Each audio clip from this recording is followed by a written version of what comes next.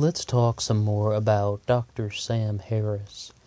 He is some guy who has really rose to prominence for his criticisms of organized religion, most specifically that of Islam. And I also did one upload previously on this channel called Sam Harris on Islam, a response. Today I thought we'd talk more about some of the comments that he made in a couple of his interviews, most specifically in the interview that he did with Big Think while he was promoting his book Waking Up, A Guide to Spirituality Without Religion. Sam Harris is somebody who really surprised me. Normally, when you hear guys who are promoting things from a very strong atheist perspective, they don't really add in anything like a guide to spirituality without religion. For many of them, the entire word spirituality is almost like they just come at it from the perspective that it should be eliminated from the English language altogether. They just want nothing to do with it. Richard Dawkins very famously said that, the only thing that exists are the neurons in his brain. That's like, all that, that's all that consciousness is, I should really say. That's what Richard Dawkins' comment was. All that consciousness is the neurons in his brain, and that's all there is to it. But in this interview that Sam Harris gave, he was talking very heavily about consciousness. The first thing that I thought he did very well was that he stated that consciousness is subjective. This has many different meanings, like maybe what Dawkins is referring to is being awake and being, able to move, like not in a coma. And you might think that sounds like kind of a silly thing, but the whole point is it's subjective, because when I was first kind of introduced to some of the other things mentioned, in Waking Up, I heard about this, from other people promoting this stuff years ago. It's like Sam Harris wasn't the first one, of course, all I'm trying to say. And they really came at it from this way, saying that there's a very famous thing that is attributed to Einstein, that all there is matter and energy. And that's just what they tell us in elementary school or something, if we're going to bring up something like that. But it's like, well, what they're saying is that statement, all there is matter and energy, is only partially correct, because consciousness is its own separate entity, independent of matter and energy. Consciousness is the experience of existence. Dr. Ahmed Goswami talks about this very in-depthly when he says that consciousness is the ground of all being. What that means is that consciousness is the ground on which matter and energy exist. It is like, and you don't have to subscribe to that. That's a very sort of controversial thing that that comes into the discussion. Like, not everyone is in complete consensus about it, but that's Sam Harris's point, that this is a subjective thing. He is just trying to say that the experience of existence is a state, of existence beyond matter and energy. That was the first thing that they've tried to claim, that they claim that is something that exists. But also, it's like when we talk about this stuff, in relating it to ancient Hinduism, I mean, there is, the supreme reality, and one of the components of the supreme reality is consciousness. And, Dr. Ahmed Goswami, who I mentioned, is, of course, a Hindu, so he's probably drawing upon that. Deepak Chopra talks about this in depth as well. So we have something that is kind of, as Sam Harris said, subjective. So I'm very glad he brought that up, because it has different meanings to different people. Some people think of it as conscious energy, but other people just think of it as, a state of existence beyond matter and energy, or you could just sort of say that the difference between the brain and the mind. There are atheists out there like Dr. Michael Shermer, who was the editor of Skeptic magazine. He is a psychologist from some university in California, that's escaped me now, but he said very clearly that there is no mind, there is only the brain. And Sam Harris is quite to the contrary. He is someone who is just like, there are sort of things that are going on, like in neuroscience, that we can understand through the scientific method. But there are other things out there, that we don't necessarily have all the answers to, or at the very least, when it comes to the things such as like mysticism and kind of the marvelous awe and wonder of the universe that Albert Einstein talked about, those are the things that, we don't exactly attribute only to the neuroscience and the neurons in the brain. And just Sam Harris is someone who differentiates between the brain and the mind, and I think that that is a very good thing to do, because he's sort of like coming at this from a perspective of someone who actually wants to learn more about spirituality, and a lot of the things that he says are very similar to that of Buddhism and Jainism and Hinduism. The self is an illusion. This is right from the Dharmic spiritualities. Hinduism teaches very clearly that the self is an illusion. I mean, the thing is, though, with Hinduism, if anyone ever tries to contradict you or challenge you on something, you'll just be like, well, there are many, many explanations in Hinduism. There are always new pathways being created, but, even the concepts of inner peace, and Sam Harris is also about transcendental meditation, all of those things are coming, from the Dharmic spiritual tradition. So it seems like he actually has, he's someone who's trying to bridge the gap between spirituality and science. I almost said religion, but no, he is, I think he's trying to say something that is rather bold and maybe even profound to a certain extent, that we can have spirituality without religion, because it is not necessary to have this organized social body of individuals who are using spirituality to affect culture. Whereas, it's like if we had to sort of all recognize the same spiritual tradition inward, what he's talking about in the book Waking Up, or what he describes in his interviews with Big Think, then you can just sort of greatly reduce the amount of conflict in the world. But what I think is most fascinating is that he's actually putting forward something. He's not just one of those guys that says we need to abolish all religion, the concept, of just erasing it from the world, get it out of the language. This was just, a mistake that shouldn't have ever happened. He's not coming at it from that exact perspective. I mean, he wrote a book called The End of Faith, which was very critical, and I thought that he would have, but in reality, he's actually trying to identify, I guess, the certain mystic experiences that human beings would have that are associated with kind of trying to find the understanding between the brain and the mind, to understand, these like kind of classic definitions of consciousness that come to us from spirituality that people have been kind of examining for thousands of years, and trying to sort of put out a book, Waking Up, that is, that would sort of gain an understanding of not our brain, our mind, and the mystic thinking of the past, and kind of unify it all together. Well, overall, it's a pretty good start for something. When we look at some of the other things, though, Sam Harris also surprised me that he is not a moral relativist. When someone is coming at this, again, from the atheist perspective, you would really think that they would be a moral relativist, just be like, no, there's no right and wrong, no, there's no good and bad, there's no good and evil, there is only just, action and consequence and stuff like that. No, but Sam Harris is quite to the contrary. He says very clearly that morality is not relative, and he wrote a different book about it called The Moral Landscape. But when we examine his things, Jordan Peterson almost shattered his worldview during their first debate in Vancouver when he brought up the challenge about how Sam Harris is saying things like, cruelty is bad, causing another person's suffering is bad. Jordan Peterson challenged him by saying, Sam, you've never established good and bad as factual claims.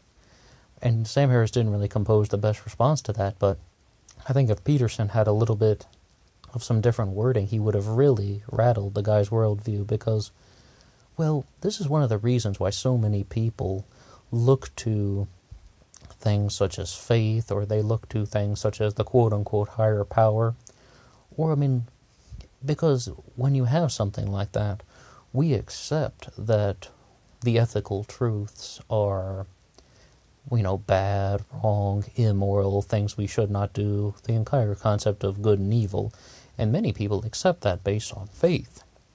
Whereas, if you were to, there's a very famous, YouTube video that was going on about, a bazillion years ago or something, I forget when, but it said that one line, the ethical truths are acceptable without scientific proof. And it's like, the scientific method cannot prove that the Holocaust was wrong, or if you don't accept that, science, cannot really contain an ethical element. Like the science performed by Dr. Mengele in the Nazi camps is going to, versus the science, that is performed by a doctor trying to cure breast cancer. like, how do you use the scientific method to determine which one is ethical and which one is not? Well, the sort of the moral of that story is that science eliminates ethics. It is just independent of any ethical truth or ethical evaluation.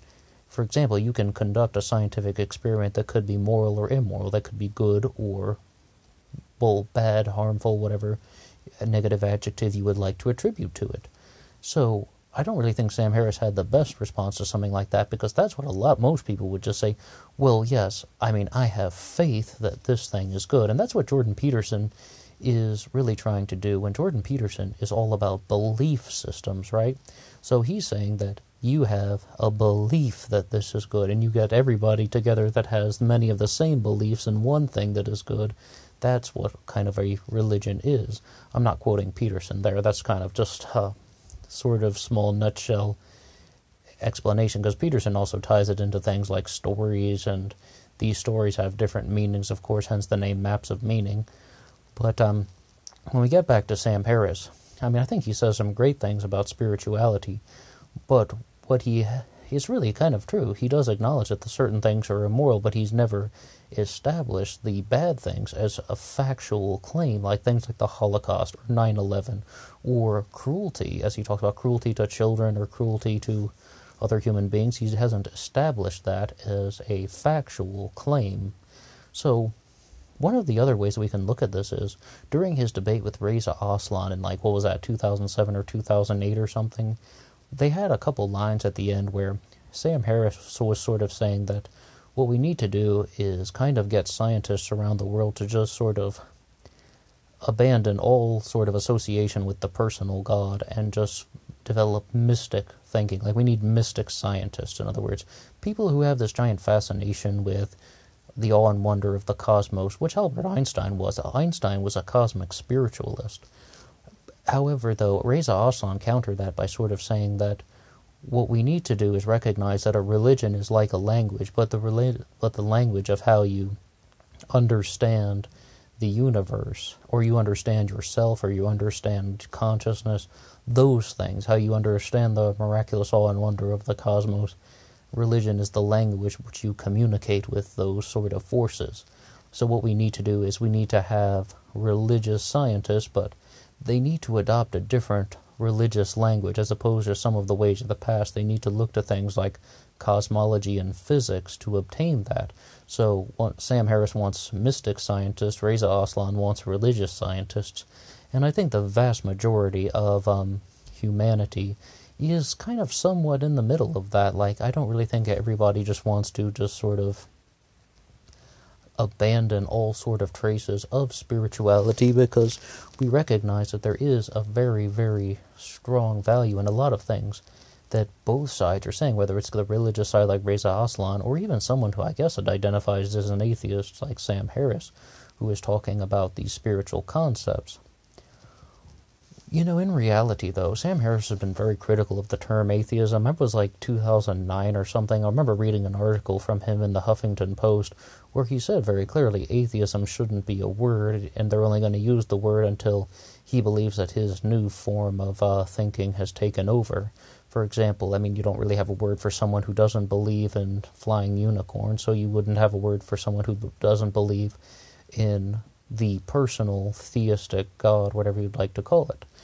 But what Sam Harris has really kind of expanded upon is he does acknowledge a certain element of spirituality, and I don't really think that it would be, if it weren't for sort of playing these kind of word games that get caught up into the mixture, it would be so easy for him to challenge somebody like Jordan Peterson, who would say, Sam, you've never established good and bad as a factual claim, because all he would have to do is just say, yes, but I have faith in that. I have faith that this is the wrong way.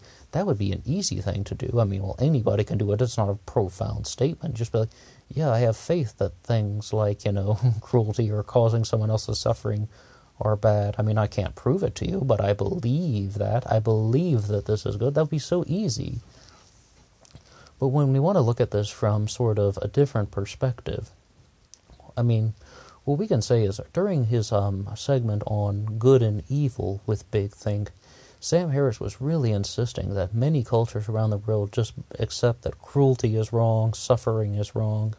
And what you could do is you could also come at it from sort of the Michael Shermer perspective. We mentioned him at the beginning. Michael Shermer, the psychologist who wrote the book The Science of Good and Evil, was very adamant that it's just the collective happiness of humanity is what moves a civilization forward, where it's like, it's actually just that. I mean, like, it's actually just that when people are sharing cooperation and using happiness to do so, that's what pushes a civilization forward. And he has his own sort of argumentative reasons for that. However, you could apply the Jordan Peterson's criticism just as easily to Dr. Michael Shermer's work and be like, okay, but you haven't proven that that is a good thing. You haven't even used the scientific method to show that that is a good thing. You haven't established the collective happiness of humanity as a factual claim, or being good as a factual claim, rather. So that's why so many people turn to things like, well, belief systems. Furthermore, I think it's very good, though, that we have this kind of contrast between someone like Sam Harris, who wants to talk about sort of mystic and spiritual sides of science, or at the very least what we can say is that there are things, as a neuroscientist, he is saying that there are things that neuroscience does not answer, and spirituality, recognizing that the self is an illusion, and that there is this thing such as consciousness, which is actually a much more mystical part of existence. But that is something that is real and needs to be evaluated and studied. And it's not that consciousness can't be completely understood through science or through perhaps even empiricism, and following it in sort of a logical sequence. But what he's saying is that as a neuroscientist, the way that the brain functions, many things are left out. And we've talked about some of them, like ethics, or talking about trying to comprehend the marvelous awe and wonder of the cosmos. And Sam Harris is also talking about not all sort of neurological traits are the same when someone is experiencing things like fear, or someone's experiencing things like happiness. And this is often one of the reasons why people turn to things such as spirituality. But in reality, though, I think that because he has kind of put himself out there as someone who is really trying to promote things like the end of faith, or saying, a guide to spirituality without religion, or even the moral landscape, it's just difficult for him to admit that he believes in something. And that's also good to have, the counterbalance from people like Jordan Peterson and Reza Aslan, because at the very least, for us in the audience, who are just kind of like people just watching this and trying to sort of follow along, we need to hear both sides being challenged. And so many people in the comments section are just sort of like, they just choose one side and then they wait for their responses, and they kind of just go along with whatever only one side is saying, and they're just sort of waiting for them to kind of give the counter argument. That's not a very productive thing on a, sort of like, to my mind. I mean, it's just like, what is more productive is to actually kind of look at what both sides are saying, and maybe you as an individual can actually gain some sort of understanding. The debate is for the people at home. Well, what I would say is that it's just a little bit difficult for Sam Harris to admit that he has a belief system. He has a belief system the same way that every person who is not in a coma and has an IQ of above 43 would have. So it's like, I think that once he sort of just made that kind of concession, it would be so much easier to understand his platform, and so much easier for him to just kind of get to maybe some additional chapters in a book like Waking Up, to get to some additional chapters in a way that he can kind of evaluate with the concept of spirituality. And furthermore, it's like, I think Sam Harris is someone who doesn't actually want to call himself an atheist, which by his own admission he did. I told you he wrote about it in 2009, but it's more like he feels that this is the way that he has to communicate his ideas to the world. And during his interview with Big Think, it was very obvious that many people in the comments section were just like, he's just saying nothingness. I mean, but in reality, obviously, he's saying something very, very clear. He's saying that there are certain mystic qualities to the mind, we're not talking about the brain now, but the mind and the universe that are not explained through science. They're instead explained through the tradition of mysticism and recognizing the self as an illusion, which is done through recognizing kind of the collective consciousness of humanity. Once again, that's a subjective word. You can kind of use the definition that you find the most beautiful in another way of looking at it. Moreover, when we actually want to look at where humanity is going to be going, I would love to just ask Sam Harris the simple question: by the year 2100, what religion will be the most dominant in the world? Christianity or Islam or Hinduism? What's going to have the highest number of practitioners? And in all seriousness, it's most likely going to be a form of open spirituality. A lot of people might still be identifying as, Christian, Muslim, or Hindu by the year 2100, but in reality and in practice, most people are actually going to be probably identifying as open spiritual. In sort of the way that Sam Harris is talking about, he is a spiritual individual. It's just that people are recognizing this, and this has received an enormous amount of support in the last 7 years, that there are these kind of mystic experiences that people do have. There is a connection to something larger, and, you can call it whatever sort of pathway you would like to explain that. We talked about how Einstein referred to it as, cosmic spiritualism. Sam Harris just sort of calls it spirituality without religion. But you can really sort of see that people are leaning toward this open spirituality. Also, Reza Aslan's definition of using science and physics specifically as a language to understand yourself and the cosmos and all of those wonderful things that come from the marvelous awe and wonder of the universe. So when we have this type of approach, I really think that many people are going to be kind of going down that pathway. I think they're still going to be holding on to some spiritual traditions of the past via Christianity, Islam, and Hinduism, but the big thing is Hinduism encourages it, as do Buddhism, Jainism, and to an extent Sikhism, although Sikhism is practiced a little differently.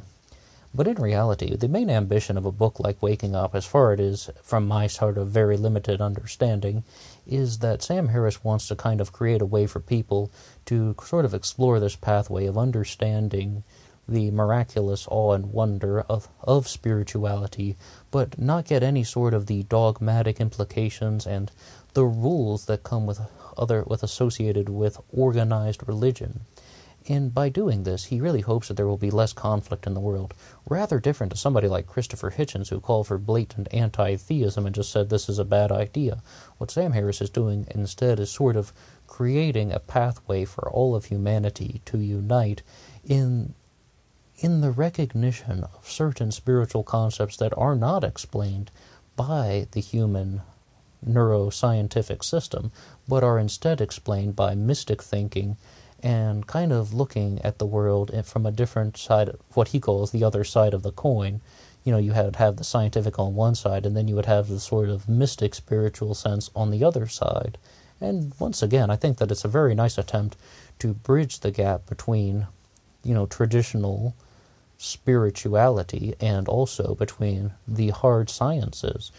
And perhaps, this will become the dominant way of thinking by 2100. Definitely not in the same way. Not every person is going to be practicing spirituality the same way that Sam Harris endorses. But to an extent, we will all sort of recognize that there is this concept known as the spirit in existence, but we will be interpreting the spirit or consciousness, if you'd like to call it that, in different ways. And we're going to see a slow progression away from organized religion and the lifestyles that are associated with organized religion, and one of openness, acceptance, and love.